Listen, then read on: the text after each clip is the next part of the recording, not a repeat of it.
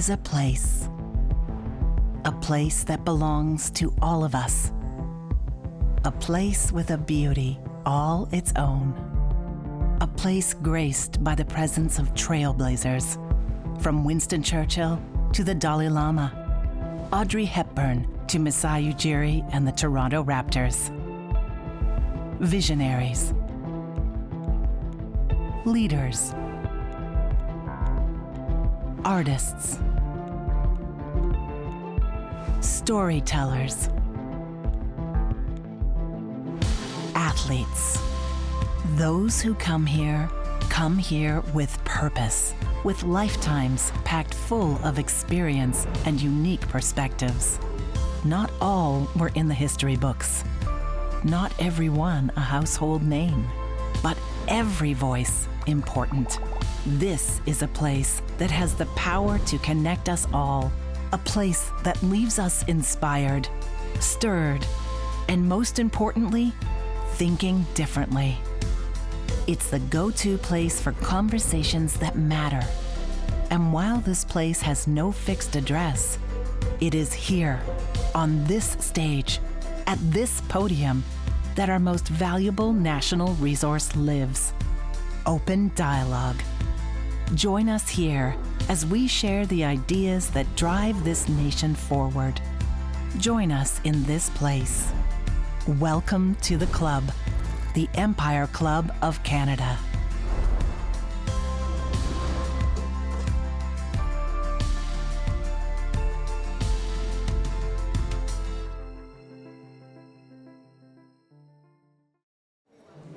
Welcome to the Empire Club of Canada. I'm Jenna Donaldson, and I have the pleasure of serving as chair of this historical organization and your host for today's event. To formally begin, I want to acknowledge that we are gathering on the traditional and treaty lands of the Mississaugas of the Credit and the homelands of the Anishinaabe, the Haudenosaunee, and the Wendat peoples. I encourage you all to learn more about the traditional territory on which you work and live. Since 1903, the Empire Club has been helping build Canada by being the place where Canada's most influential voices come together to address the critical issues of the day. More than 4,000 speakers have made the Empire Club their chosen forum for speeches, debates, discussions, and announcements that speak to the heart of public policy discussion and thinking here in Canada. I like to say that we do not have easy conversations here.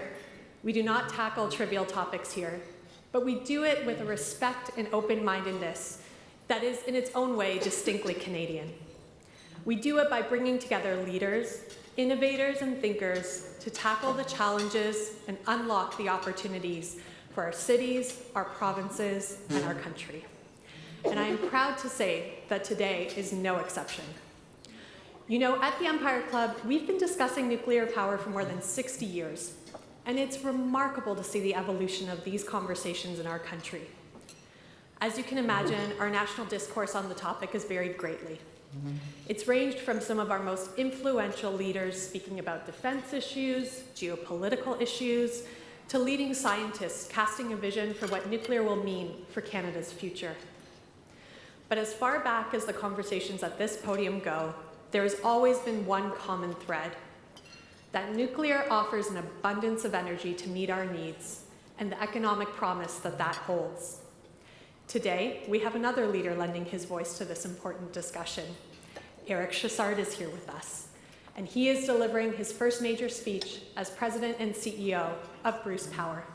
Thank you, Eric, for choosing our podium to deliver your important message.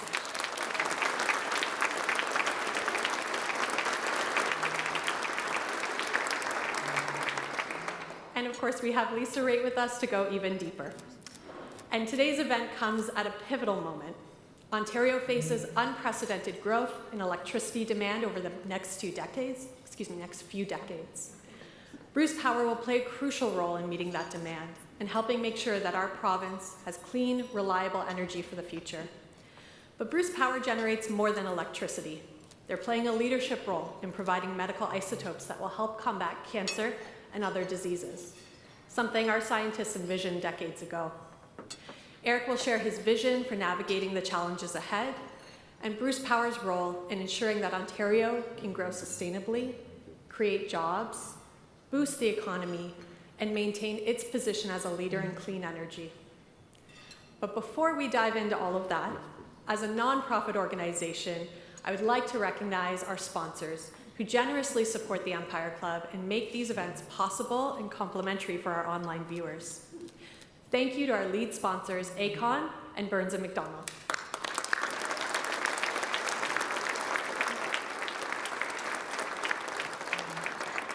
And thank you to our VIP reception sponsors, Atkins Realis, BWXT, LiUNA, the Society of United Professionals, and Westinghouse.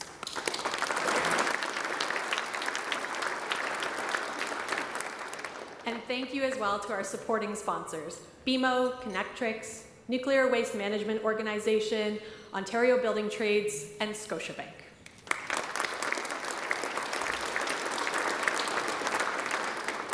And thank you as well to our lead season sponsors, Bruce Power and Hydro One, and to our VIP reception season sponsor, Waste Connections of Canada.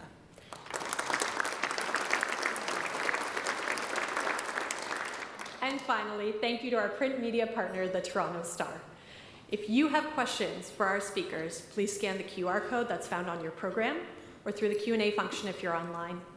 For those of you joining us online, if you require technical assistance, please contact our staff using the chat function so you can get some help.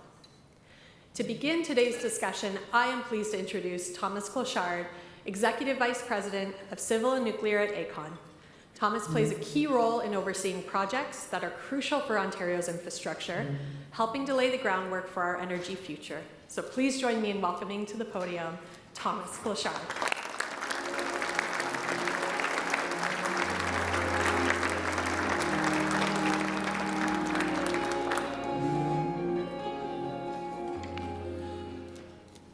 Good afternoon, and thank you, Jenna, for the introduction. Thank you to the Empire Club for hosting what will be undoubtedly a very insightful discussion. I'm very honored to be here introducing this event with Eric Chassard, President and CEO of Bruce Power, and Aecon is very pleased to be the lead sponsor of this event. Let me briefly introduce Aecon first. As a construction company, we are builders, and our 12,000 employees build what matters to enable future generations to thrive. In particular, we are Canada's leading nuclear constructor. We are the lead construction partner of Bruce Power's refurbishment program for their 6 reactors. We are the lead construction partner of OPG's for their Darlington refurbishment, as well as for the delivery of the first grid-scale small modular reactors at Darlington. We are also leading Canadian constructors in hydroelectric power, transmission and distribution, and grid-scale battery storage. In short, we are proud to be advancing the energy transition, and we are very fortunate to be doing so with Bruce Power. Bruce Power plays a crucial role in meeting the growing electricity demand with the ongoing refurbishments on their site, as well as with the current preparations for the future new large-scale reactors on the Bruce Power site. The nuclear industry forms the backbone of Ontario's energy mix, and Ontario will continue to advance its position as a world leader in nuclear power.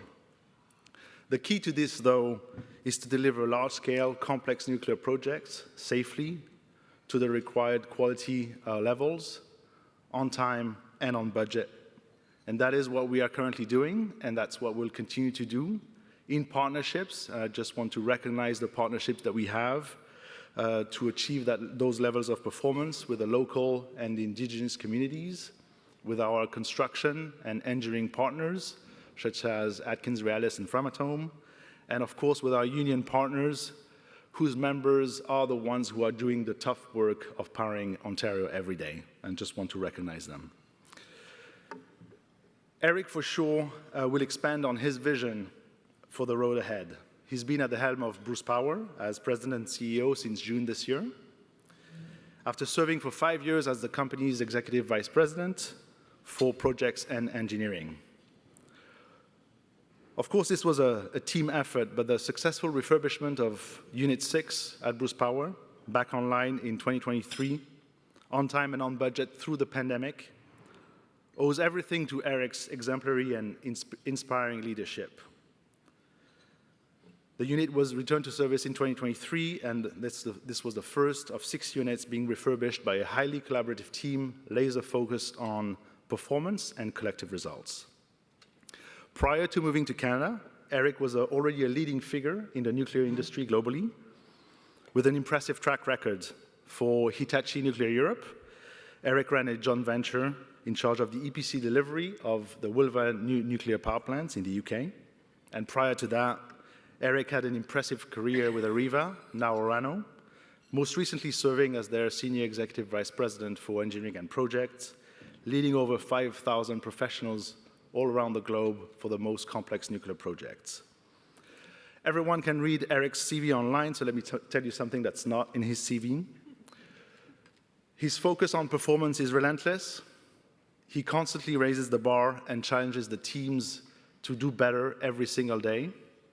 And lastly, I would say he harnesses outside-the-box thinking and promotes innovation extremely efficiently. In other words, to power Ontario's growth, Bruce Power could not be in better hands. So Eric, welcome to the stage.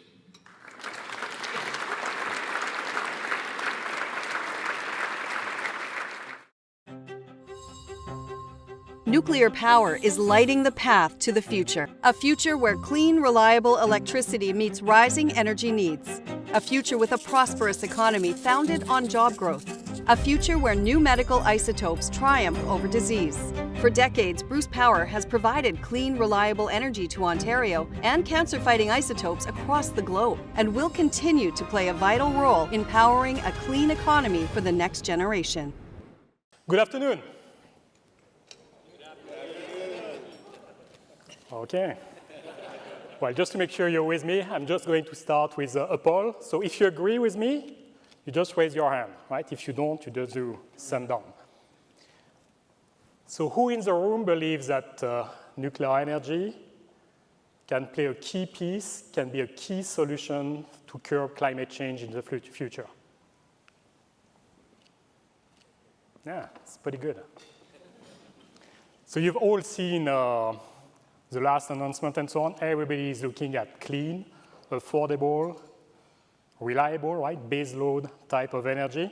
You've seen the last deals with between Amazon and Thales to restart Susquehanna and a behind-the-meter type of deal. You've seen the deal also between Microsoft and Constellation. So nuclear base load clean energy is at a premium, right? Question 2. Who believes that to have a full-time growing economy, you need full-time power?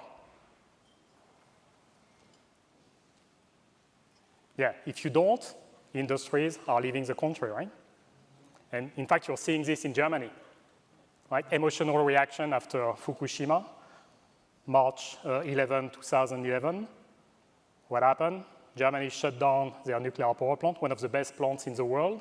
Before, they were exporting up to 20 terawatt-hours of energy, electricity every year. Now they are importing up to 70, 80 terawatt-hours, equivalent of 9 large new build, large reactor every year, just to sustain what they are doing. And they restarted coal-fired power plant, right? Which has increased their carbon footprint by 50. So if you want a sustainable full-time economy, well, you need full-time power. So what do we do as Bruce Power? What is our piece in this? So first, we're going to discuss all our investment. But the best piece we have is we have good friends, right? And I'm very pleased to see lots of friends in this room. Thomas was reminding me that in fact, we had some tough time with Unit 6, right? What he's forgetting is that we spent long days, long nights in my office just struggling through the pandemic. It seems obvious now that we can work through COVID and the pandemic. It was not, right? We had to reinvent everything, and that's when you call friends. You call friends like Thomas, you call friends like Gary, you call friends like our friends in the union. I saw Sterling Mann, Mark also is here, and so on. So that's our strength, right? As a team, there is nothing we cannot overcome.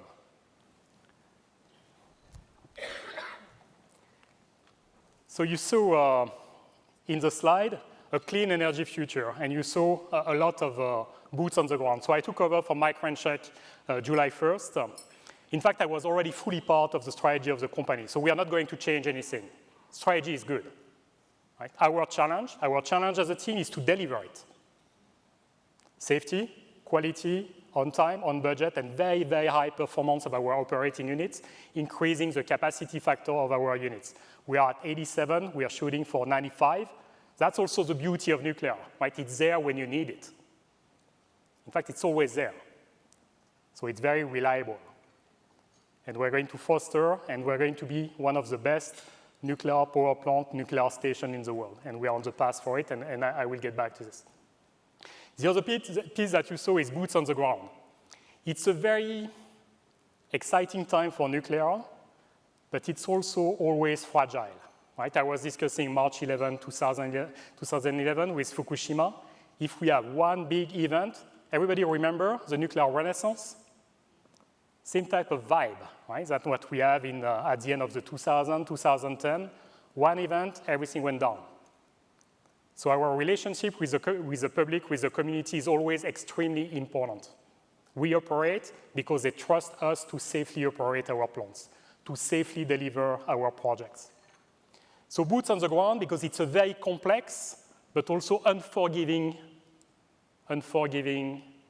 industry. You make one small mistake, you're done. So it requires very strong leaders, and the reality in nuclear, like in all industry, is in the field.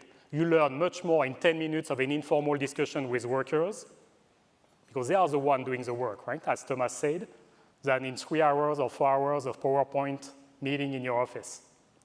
So that's why we are spending, and I'm pushing my leaders to spend so much time in operation, in construction, and so on. The time we are spending in the field discussing with workers, removing all the hurdles they have to do the work we're expecting, that we're all expecting to do to power Ontario for the future. That's our job, to help them to get to the tool, to help them to get rid of all the administrative burdens that we've been putting in front of them or between them and the tools during the years. So what do? We provide 1/3 of the electricity in Ontario. So right now with OPG, we have 4 units down. We are going to shut down our next unit in February 1st, 2025, unit 4. And you see that the forecast from the ISO is that we will need to double the electricity production by 2050. And we want to play in this. And in fact, we're already playing a big piece in this by refurbishing our units. So the energy demand, you see it, 154 to 245. You could even challenge that it's underestimated. Right? How many homes are we going to build? 1.5 million homes to support Ontario growth. Well, you need electricity for this, right? Do we want to play in data centers? Do we want to attract industries like EV batteries or EV fabrication and so on? If you want this, you need full-time power. You need clean power, right? No emission. And also you need something affordable. So this electricity demand, we believe it's going to be 245, 300 and so on. Anyway, it's going to grow. And moreover, if we want to displace, if we want to remove the fossil-produced electricity, it's going to grow even more. And what about an opportunity to export electricity? If you look at the south of the border, all the neighbor states like Michigan, Wisconsin, and so on, they produce between 35 to 45 of their electricity with coal-fired plants. Well, we could help them to shut down these plants, right? And that would be additional revenue for Ontario. Everybody remember the shutdown of the coal-fired plants in 2014 and being able, in fact, to improve the health care, right? The health of in the GTA. Well, the restart of Bruce A provided 70% of this electricity, this clean, emission-free electricity, so that we were able to shut down the coal-fired plants in Toronto. So what are we doing? In fact, the next 10 years are going to be extremely busy. I could even say the next 25 years. Life extension. Usually, it's highly understated what we are doing in life extension. At Bruce Power, life extension means, if I do an analogy with your house, if you buy an house and you want to refurb it, you're going to keep the wall and strip down everything, right? That's what we are doing. We are very fortunate. We have one of the best sites in the world in terms of seismic. Seismic is very, very low. So we keep the walls, we keep the foundation, we cut the roof, and after we replace everything. So usually when we discuss life extension, we just discuss main component replacement, all the pressure tubes, the calandria tubes, the steam generators, the feeders, and so on. Yeah, it's a very important piece of it. What we don't really see is all the rest of what we are doing. We're replacing all the buried piping, all the electrical distribution, all the instrumentation and control, all the heaters, valves, pumps, you name it, all the transformers, like everything. So we are already doing new build. The only piece we are not doing is concrete. But right now, and after all our refurb, by 2033, not only we will have done like 6 type of new build in mechanical, electrical, HVAC, but we will have a very skilled workforce that is very used to doing it, right? In terms of productivity and the ability to do it right the first time, safely. Right? Safety is always our overriding priority. So life extension, we've done 1 unit successfully, unit 6. We're going to shut down unit 4 in February 1st, and we're going to have 2 units that we are refurbishing, like redoing, during the next 6 years, up to 2031. And after we will complete unit 8 by 2033. And when you're refurbishing your house, usually you improve it, right? Usually you have a better bathroom or this type of things. Well, for us, improving the bathroom is having more output. And the beauty of it is that as we are refurbishing and so on, we will be able to add output for each and every unit. And when we're done, by 2033, we will have the equivalent of an additional large nuclear power plant on site. We will have an additional 700 electrical megawatts of clean, emission-free, affordable electricity on site with the same footprint. In fact, that's the cheapest clean electricity you can get. And Bruce C. So Bruce C, we are exploring the option. Right now, we are doing the impact assessment. In fact, we are the guinea pig of the new federal process for the impact assessment. We are trying to shrink the duration to do it. In fact, the Bruce site has been one of the most heavily studied sites ever in the world. It's been studied for 70 years, 7-0, since 1954, believe it or not, right? Since Douglas Point. So we know each and every turtle by its nickname. So I don't know what else we're going to understand from this. Right? So that's part of it. You will hear me a lot, and that's what we are pushing with the federal government. We have good support from the province also to really remove the red tape, accelerate, remove all the administrative burden we have so that we can increase our generation. We get faster to build this additional generation we need for the energy transition. So we are doing this impact assessment, trying to do it in 3 years. Lots of good discussion with NRCan to stream down the process, and in parallel, we are doing a technology assessment. Our impact assessment is fully technology agnostic. We will be able to fit whatever we want for 4,800 electrical megawatts. Right? So we are looking at 4 large new builds. What we are trying to do is to maximize power density. This site, as I said, is one of the best in the world. So we want to maximize what we can get from it, but at the same time, we want all the interested parties to have a say. So we are going to discuss with all of you, all the supply chain, all our colleagues from the unions, our indigenous communities, the Saugeen Ojibwe Nation, the Ontario Métis, the historic Métis. They are going to have a say in it. And we want more than them to have a say in it. We want to invent a new way to do large infrastructure projects in Canada.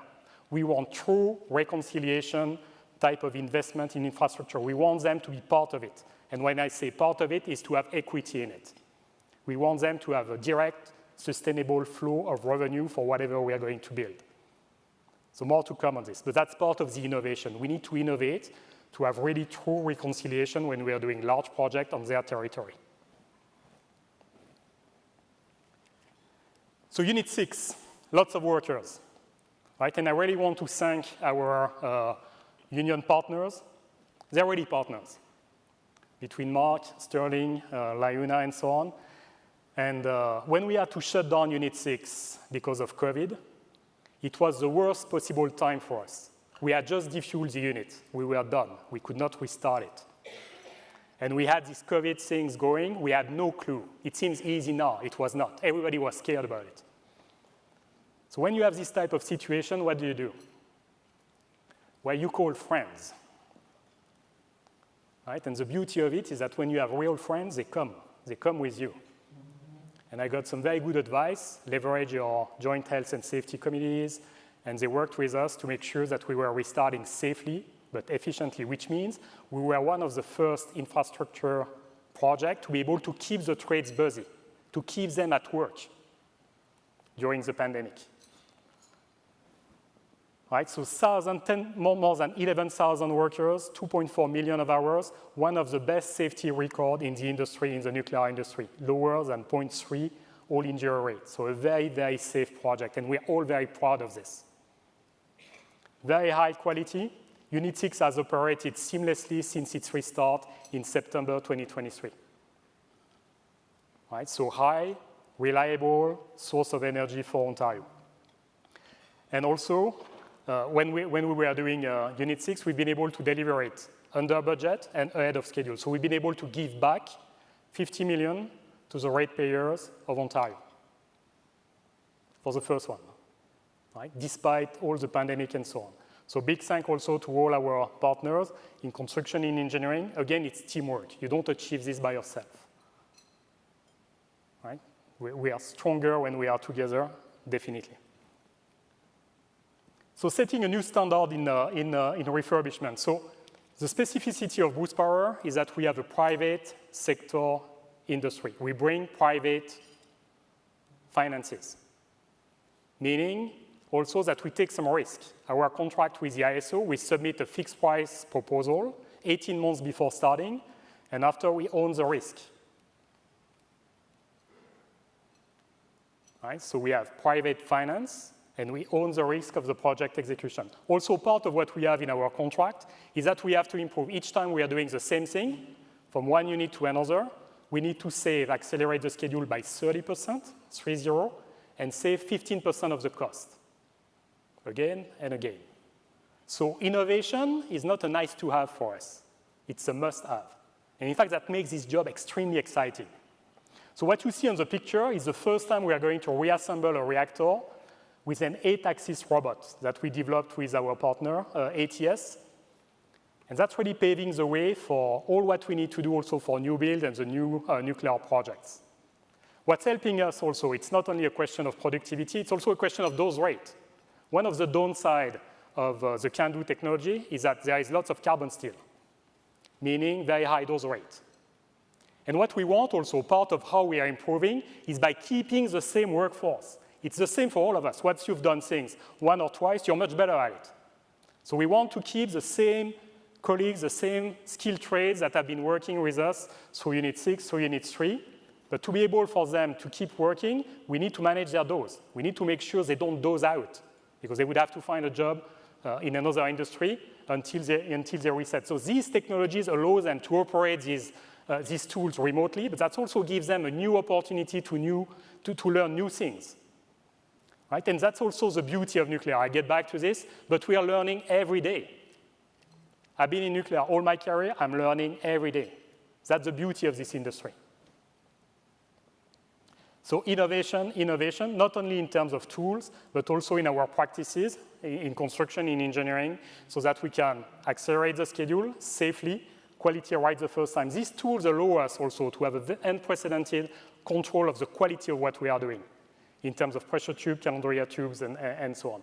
So big step change in the industry, and we're going to use them for 3, 4, 5, 7, and 8 for the next units we are going to refurb. So our economic footprint, so 10 billion of economic activity, more than 22,000 direct jobs. For the folks who are crossing Kincardine, Port Elgin, and so on, you see lots of new companies having opened a structure there with new employees, and also because we have some work, right? We have a long-term commitment to the communities, and we want, in fact, the workers who are working on our project, but also on our units, to be part of the community.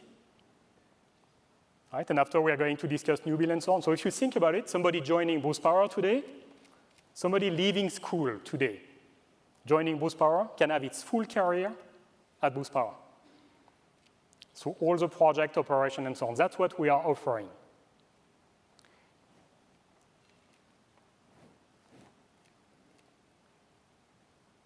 So creating option for Ontario. So Bruce C, as I discussed, fully technology agnostic. What we want is, as a private sector investor, we are bringing private investment, which is key in the energy transition. Before, when you were building nuclear, it was all government managed. They were bringing all the funding, all the management, they were operating the units. What we're seeing across the world is that to accelerate this energy transition, it's taking so much money that you need to attract private investment. The good news is that between the success of OPG and Bruce Power in refurbishment and your success demonstrating that we can manage very large, complex projects safely with the right quality, on time and on budget, has given us a good reputation. So we're able to attract money.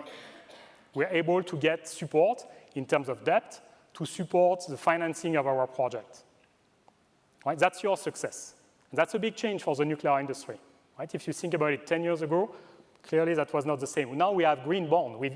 I see Kevin here. He's been the first one in the nuclear industry to get a green bond to support nuclear investment. So the world is changing. So clearly with Bruce C, we are going to attract private sector investment. We are looking at technology agnostic. Why? Because we want something we can build. Seems easy to say, right? But lots of folks have been failing on large new build in the last 15 years and so on. In fact, I was brought back from the US for Arriva to turn around the new build projects in Finland, in China, in France, but also some life extension and so on. What I can share with you is that when you have a bad start, it's very, very hard to recover. Right? So when you build new build, the first root cause for failure is starting when design is not done. So you're not going to see this at Bruce Power. We are not going to start construction until design is done, that we have a full safety analysis report and that we have drawings available, issued for construction. And that all the parts we need, at least 80%, are in the warehouses. Right, so we are going to discuss a lot of this. We are very serious about Bruce C. Again, it's an option. And we've been directed by the ISO supporting the no-regret action to explore it. We are doing the impact assessment, but we are going to do our own bottom-up estimate, and we are very, very serious about risk management. That's the most exciting part. And that's the piece where I'm so proud of it. And I can tell you our employees and all our partners are so proud of it. So that's a step change in cancer treatment. So this new system has been installed in 2022 with our partners, so Kinectrix, Framatome, and the SOGI energy buenation. It's also a new way to involve indigenous communities in our investment. They have an equity stake in this system. And so they get revenue. They get a constant flow of revenue from their stake in this system. And what you see, gamma-axine, amine-axine, means fighting disease together. And what we want is also with the SOGI energy buenation to build on this. When I said we want them to be part of new build, that's really what we have in mind, to expand this equity partnership so that they really have the benefit of what we are doing in terms of investment on site. What you're seeing here is going to change your life. And I'm serious when I'm saying this. You've got two big innovations in cancer. You've got all the vaccines development, so ability to avoid them, all what Moderna, Pfizer are doing, and this, using nuclear isotope to treat cancer. The beauty of our system is before, you had to wait for an outage, a refuel outage, so every 18 months, 24 months, and so on. Now with our system, we can put whatever we want in the reactor and remove it whenever we want. So we can have the exact dose rate we want, that the doctors want to treat cancer. And the beauty of it also is that we can test whatever we want. There is a huge backlog of researchers, what they want to test. We are going to accelerate, in fact, this backlog, and they will be able to test more. What does this mean? When you test more, well, you find more. And we're going to find good stuff. So what's going to happen, if you look at the future and the vision, is that cancer, most of the cancers will be like flu. Most of the cancers will be like flu. That's certainly the best news you're going to get today. Why? Because we will have vaccines to avoid them. And if we have them, we will have treatments coming to you very fast just to get rid of it. And the beauty of these isotopes is that they really target the cell that has the disease, meaning you don't have all the side effects and the damages that you could have with chemo. You don't get sick and this type of thing. So the patient has a much better life also through the treatment. It's really a game changer. We are just at the beginning of it. So we are producing lutetium-177. The beauty of using commercial reactor, you could say, well, isotopes, they've always been produced by research reactor, right? But what they can do is just a drop of water, we can do a lake. In fact, we're going to produce 400,000 doses this year. What this means is that it's available and it's cheap. Right? Before, if you wanted a dose of lutetium-177, it was like $55,000 a dose. And you need 10 to 11. Now it's going to be less than $2,000. That's what we are doing with our partners. Again, Kinectrix, Framatome, and the Sogin Ojibwe Nation. We are so proud of it. With all our projects, when we were installing this, our people at Boost Power, but also your people, are so proud of it that the only project I did not have to watch. It's happening by itself. They are taking care of it. It's amazing.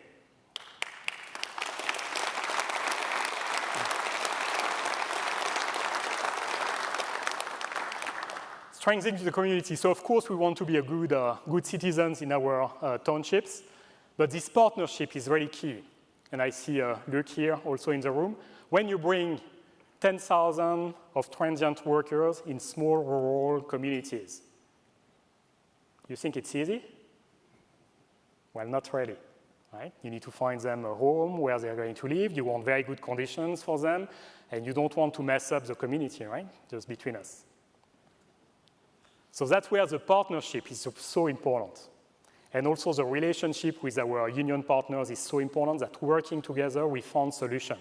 So you think you have a good solution, you start your project, and what happens? COVID hits. So all the folks who are renting their basement, what do you think they're thinking? And then you need to start again, right? So that's why this relationship with the community, welcoming, understanding what we are doing, and really embracing this new project is so important because you also need to support the infrastructures. So that's why also we want to be part, and we want to develop these communities and making sure that the relationship with this nuclear power plant, it's not always been the case, but that they own it, that they are part of it, that they get the benefit of it, that they understand what we are doing and why we are doing this. So very, very strong support from our communities. That's why we are so excited about the future. Right? I was discussing about the impact assessment, opening new sites for nuclear. Tough. Very difficult, right? We are talking 10 years, 12 years, maybe more. But when you have a good site that has been operating for 70 years with a very strong support of the communities, well, much easier, right? Because folks understand the benefits of it.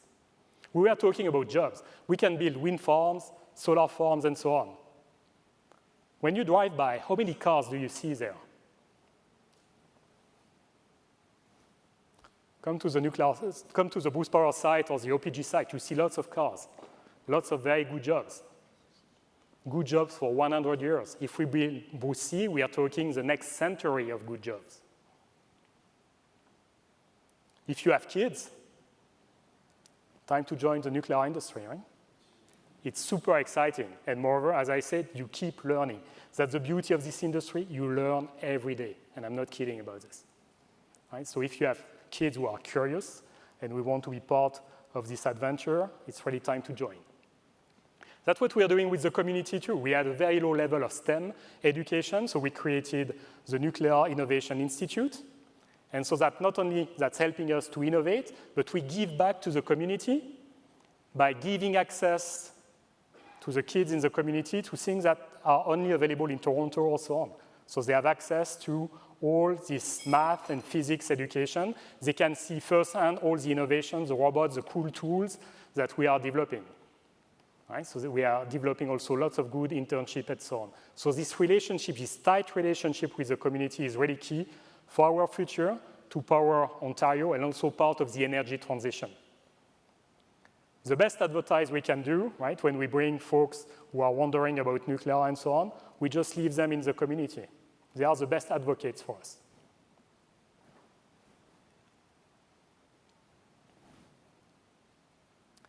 So the future is nuclear. I just want to leave you with one thought before concluding, and share about my vacation, in fact. So last summer, beginning of August, I was in France, and we had the Olympics. That was amazing. The best image for me of the Olympics that I will remember is the 400 relay main sprint. Who won this? Canada. How many of the 4 runners were in the individual final? 0. And if you look at the other teams, well, they had a lot, right? But what you could tell when they were warming up is that they had lots of fun together. They showed up as a team, right? And they won. Teamwork always prevails in all what we are doing. So as one Canada, as one team here in this room, when we work together, we are unstoppable. Thank you.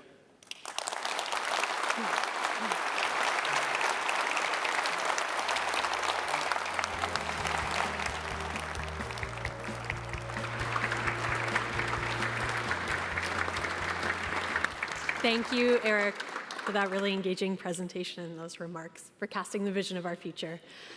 I don't think anyone in this room does not know today's moderator. She has long been a leader in both the public and private sector, and if you know her, as many of us do, you'll know she's no stranger to tackling big issues herself. Please join me in welcoming to the stage the Honorable Lisa Raitt.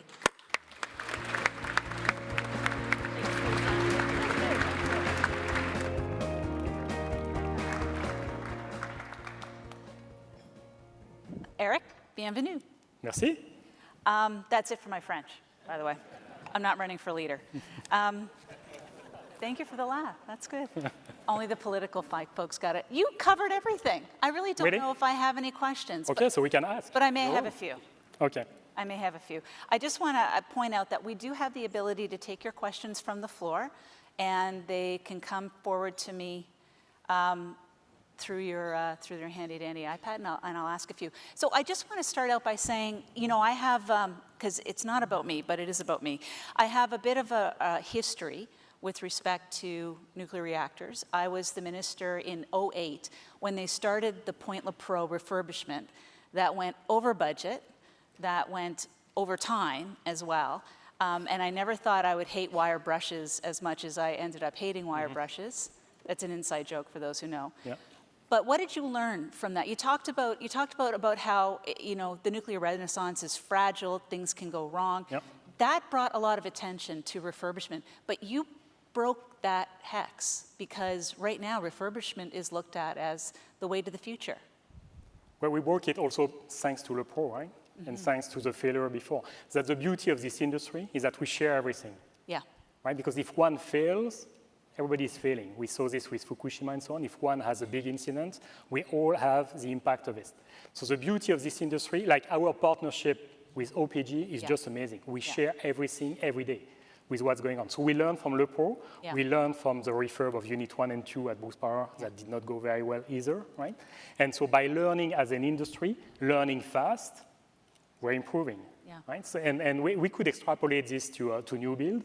Like we need to learn from the past, from the last 15 years of new build, making sure we don't repeat the same mistakes, and after keep learning, right? Yeah. Meaning don't keep changing design, right? Because we learn when we stabilize some things. So refurb as being somehow stable, and so that's the benefit for us. There is always some tweaks and so on, and guess what? Each time we have a first-time evolution and so on, well, we're struggling a little more, right? But when we stabilize the work and also the workforce and the training, so the beauty of it, well, you always need somebody to go first. That's what Lepreau did. I think they did pretty well. That was challenging at the time. Yep. But the benefit for us is that they're sharing, and we get the benefit of their lessons learned, right? So on the topic of learning, you have worked in the UK, you've worked in France, obviously, you've worked in the United States. At one point you had, over your time of your career, 6,500 people in 13 countries. So pretty complex kind of world that you're coming from. What, not just the bad stuff, what are the good things that we can learn here in Canada from your experiences in other countries? Yes. The good things we're doing in Canada, in fact, is that we're really working as a team, and that's really amazing. We have a huge support from our government in Ontario, That's also amazing, right? You don't get this every day. When I was in Germany, they were not throwing stones at me, but close, right? Yeah. So, Yeah. this support is amazing. We need also, we enjoy this stability. We could not do what we are doing, not only us, but OPG, without a very stable regulation, very stable government policy. Yeah. Right? We tend to forget this, but that's really kind of the foundation to be successful in nuclear. It's a long-term industry. When you decide to invest, moreover, if it's private sector investment, you need this stability. After, there are things where we are not that good. If I talk nuclear, I would say areas for improvement. We are still very administrative, right? Lots of red tape, lots of administration. Yep. The impact assessment, we're working on it, but we're working on it, right? And so we could be much more nimble in what we are doing. Mainly, I mean, that's our opportunity, right? To really get the change and curb climate change. I wake up every day to make an impact on this. That's what I want to leave. I want to demonstrate that nuclear is not only emission-free, we all know this. I want to demonstrate that it's cheap, right? And that it's cheaper than gas, it's cheaper than the other industry. And we can do this, right? By accelerating and innovating like what we are doing. But we need to get rid of as much administration as we can to be able to accelerate, in fact, this development and also the construction. Yeah. You mentioned about the importance of capital, raising capital. And I know it's a challenge. It can be. There's still a stigma in the world a little bit, I think, about nuclear. You mentioned the green bond, which is a great step forward, but Canada was world leading in doing something like that. Give us a little bit of a flavor of what you encounter from outside. Yeah, so it's been evolving, and we could look at the benchmark, and I think a good one is in the UK. When they started Hinkley Point, they had a contract which is called cost for difference. So you invest, and after you secure your price of electricity. Yes. But if you look at this, just the debt piece, right, what we call the WACC, so the cost of capital, is going to be 1/3 of the price of electricity, more than £150. And the ratepayer will have to pay this for the next 60 years. So the cost of capital is going to have a huge impact for the next 60 years in the UK for the ratepayer. Right. Well, they invented, in fact, I was pushing some on this when I was in the UK, but a better way to do it. And we could be inspired by this. That's what they are doing at Sizewell C. Okay. Instead of doing this and to attract equity so that you don't have to use debt, but they are using what is called a regulated asset-based model. In fact, each time you invest $1 during your project, during construction, you get a return. You don't have to wait to get a return until the end of the project. Guess what? It's reducing the impact on the price of electricity later. So there are lots of ways of doing this. The best thing we have, the best asset we have between OPG and us is the success of our life extension, the success of the refurb. In fact, it's your success, right? Because again, you're all part of this. Our success, our biggest asset we have is that we need to preserve. And I keep saying this to my team, we are not done yet, right? We've done 1, and we still have 5 to go. OPG has Pickering to do also. But that's our biggest asset. If we demonstrate that we can deliver these very complex projects safely with quality, on time and on budget, we won't have difficulties to attract capitals. Excellent. You mentioned in your speech talking about the community, the importance of the community, and you talk a lot about the trades. I mean, I saw you grab somebody's hand when you came in, you say that you call on your friends. You can tell that you have real, true relationships with the people who helped on the refurbishment and were part of the team. If you were to go to a high school today, what advice would you give the students in terms of career? What career path should they follow, knowing what you know in the industry? Yeah, I mean, the way the trades are structured in Canada is very unique, and they have great leaders, honestly. It's amazing. And I did not know that when I joined, right? So I just got to know them, and they are developing their people, they're hiring, they're training, they're taking care of them, right? When they have some challenges and so on. So the a trade career, you make lots of very good money, and it's very interesting. And if you have companies like Bruce Power who are also allowing you to learn on new tools like innovation and so on, where you're not doing always the same thing, right? You keep learning with the development of the industry. Engineering is also extremely interesting. We have amazing careers in engineering. If you're curious and you like really science and engineering, what we are doing is just amazing. Same thing what Gary is doing with Atkins Realis, what Jack is doing with Westinghouse. That's really the time to join, honestly. Yeah. Same thing in project management, in construction. We are inventing the future in construction. Yeah. So lots of opportunities. Now that you've mentioned aspiring providers of technology, I do have a question for you that came in from the audience. and it is CANDO technology one of the options being considered for the construction of Bruce C? Yeah, definitely. I mean, we would love to have a CANDO, right? We already have 8. And honestly, we are spending so much time refurbishing them and so on. They're like kids, right? Yeah. So we know them in and out. So we would love to have a CANDO, but we need to make sure that it's ready. Yeah. And it's not yet, right? So that's Gary's challenge with his team to have this ready. But after, we will build what we can afford and what is available. Mm-hmm. And again, we are very risk adverse. Mm-hmm. So if there are other technologies that are ready for the window that we will agree on with the government, with the ISO, why not? Yeah. Right? And we are very lucky in Canada. We have 2 technologies that are Canadian. We have CANDO and we have the AP1000. Yeah, yeah, that's right. You mentioned as well when you were talking about the impact assessment. I'd have to ask about that. Now, in Canadian politics, one government wins, they change the Assessment Act. Another government wins, they change the Assessment Act. And it continues in a cycle. We did it in 2012. They did it in 2018. You can blame me for anything you like. I'm no longer involved in politics. But that being said, is that something top of mind? Because it seems to me that you're agnostic to political up and down. Well, we're not, right? Okay. We rely a lot on politics. Like we rely right now on the investment tax credit. Yeah. If it goes away with a new federal government, that's an issue. That's an issue for all of us. Yeah. Right. And each time we have burdensome processes, that's impacting us. It's costly. Right? It's not only the time it's taking. Like just an impact assessment right now in Canada, you're talking 80 million. For what? Yeah. Right? As I said, I mean, 70 years of history on this site. Yeah. Yeah, we know the noise, we know our impact on water and so on. So that's what we're trying to do with Enercan right now, to really right-size the scope. Yeah. But if I'm a little bullish, blunt in what I'm saying, why do we need the federal government in this? We could have this under the CNSC, like other countries, right? France just had Penly, which is the next site for new build, assessed in 1 year.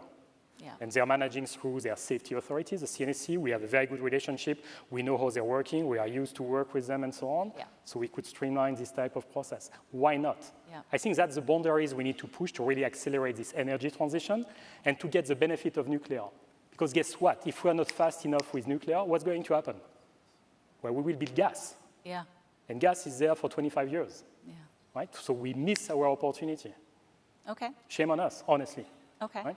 Okay, I'm not going to get into a fight between sectors. I just came from the gas conference this morning, so that I'm going to an energy storage conference this afternoon, so I'm agnostic on all of this stuff, is what I'm going to say, to buy me some time.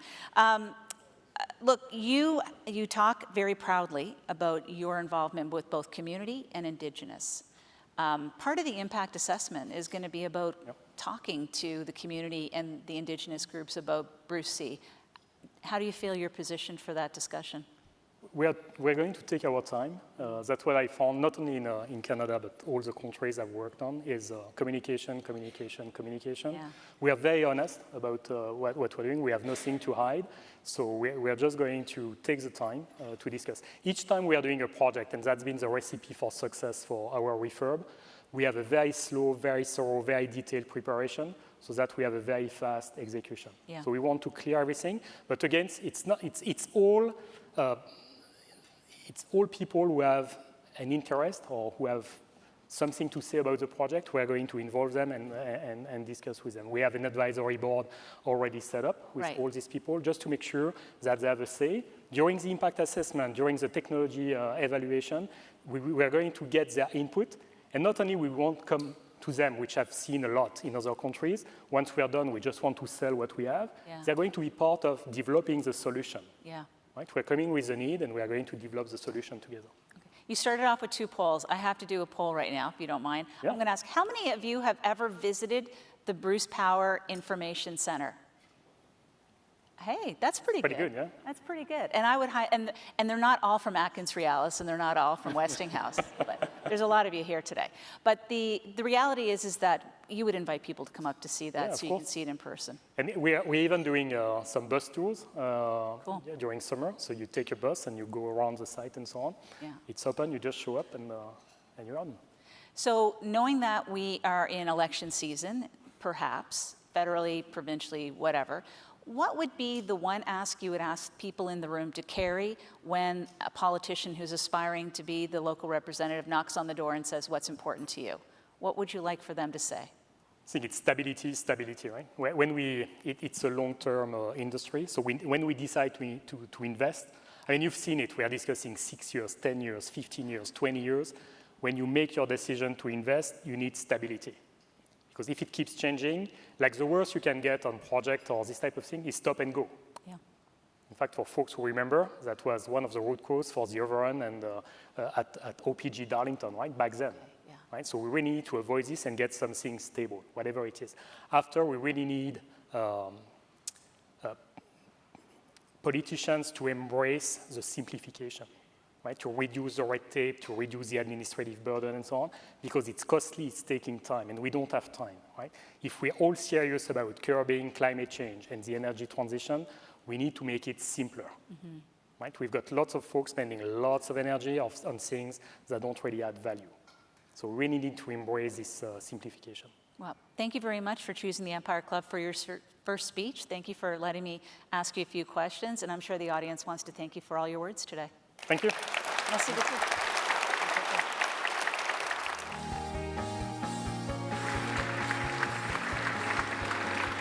Thank you, Eric, and thank you, Lisa. I'm going to invite you to take your seat, too, so you don't have to sit up there by yourself. That's okay. Thank you. I think we're all walking away from this a little more informed, which we appreciate, not to mention a little bit more stylish, so thank you for these socks. And I just want to also say thank you to both of you for continuing to do your part to build Ontario's future in your own respective ways. I'm now pleased to introduce Marco Bulk, Global Practice Manager and Director of Construction from Burns & McDonnell, to share some appreciation remarks with me. Please join me in welcoming him to the stage.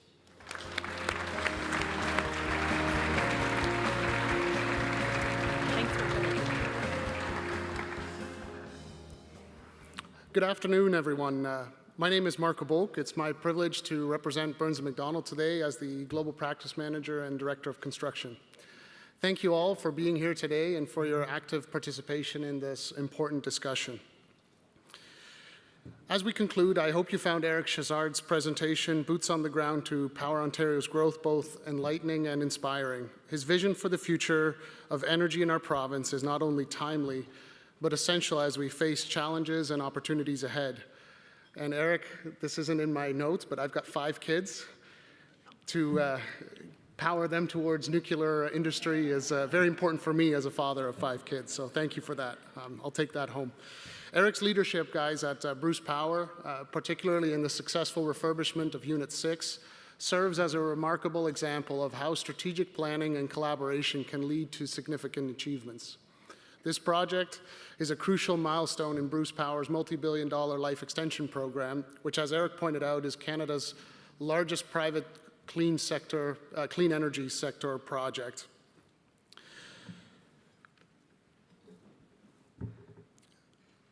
It emphasizes our collective responsibility to ensure a sustainable energy future for Ontario and beyond. I would like to take a moment to extend my heartfelt gratitude to the Empire Club of Canada for hosting us today. Your commitment to fostering dialogue around critical issues is invaluable for our community. Please join me in a round of applause. Additionally, I want to thank our esteemed moderator, the Honourable Lisa Raitt, whose expertise and insights have greatly enriched our discussions. Lisa's ability to guide conversations around complex topics keeps us focused on the key issues that matter most in our communities. A special thank you goes out to Burns & McDonnell and AECON for being the lead sponsors of this event. Our dedication to innovation and excellence aligns perfectly with the themes that we've explored together today. It's inspiring to see how organizations like ours can contribute to the evolving energy landscape, and we remain committed to supporting the initiatives of Bruce Power that drive growth and sustainability. Lastly, I would like to express my sincere appreciation to each and every one of you for coming out today and for your presence and engagement. Your participation underscores the importance of collaboration and dialogue in advancing Ontario's growth and achieving our shared goals together. It's through these conversations as friends that we can foster the connections and partnerships necessary to navigate the future effectively. As we move forward, I would encourage you all to take the insights gained from today and take them back to our own respective organizations and community. Let's continue to work together as friends, share our ideas, and support one another in this critical journey. Thank you again for today. Safe travels. I look forward to seeing you guys at a next event. Have a wonderful afternoon. Appreciate those remarks. Thank you. Thank you, Marco.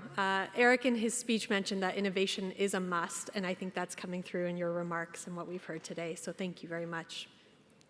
As we conclude today's event, I want to once again extend my sincere thanks to Lisa and Eric for that engaging conversation, and to all of our sponsors for their generous support. I also just want to note that for a long time now, Bruce Power has shared the Empire Club's vision to amplify conversations that matter and bring important thought leadership to our audience. So I want to also say a special thank you to Pat and James for all the work that you have done to support that. It's been a pleasure working with you over the years, and we appreciate you very much.